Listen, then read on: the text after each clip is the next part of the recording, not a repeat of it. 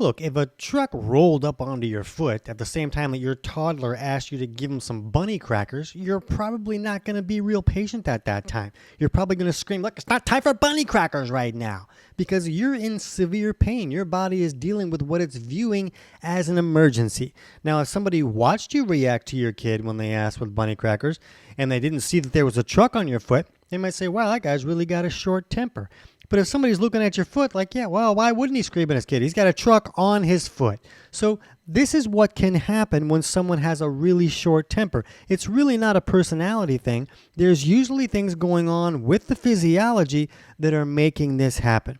So our autonomic nervous system runs a lot of the show behind the curtains. Like, we don't have to think about breathing, and we just kind of breathe. And there's two sides. There's a parasympathetic rest and digest side, and a sympathetic fight or flight side. And when we're faced with some type of emergency, the body moves into this sympathetic fight or flight state, which can change the way that the body operates in an effort to optimize for survival. So we're being chased by a lion. The body's going to move into this sympathetic fight or flight state. It's going to create more glucose. It's going to change all these ways that the body works so that you can optimize to survive this being attacked by a lion. We act differently in that circumstance for good reason. If we didn't act differently, if we were relaxed and patient while a lion was chasing us, we're probably going to be lunch. So the problem is, some people can have their body be stuck in this sympathetic fight or flight state of the autonomic nervous system most of the time for a wide variety of reasons. A lot of people might have a lot of stress in their life,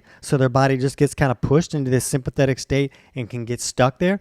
Or the body might be dealing with stress that a person might not even know about. Maybe a person doesn't have enough resources for their body to function correctly. Maybe they're dealing with some type of infection in the body the person doesn't even know about. In any case, the body is pushed into this sympathetic state.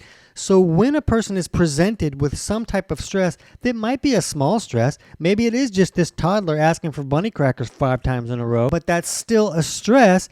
And if the body is already at this 9, then they kind of fly off the handle a whole lot easier. But if a person can improve this sympathetic imbalance, as we call it, then all of a sudden they don't fly off the handle so easily. They're a lot more patient, they're a lot more kind, and they don't have such a short temper. Now, keep in mind that some people are just a jerk, and that's just how it goes. You're not going to fix being a jerk by fixing an imbalance in your body.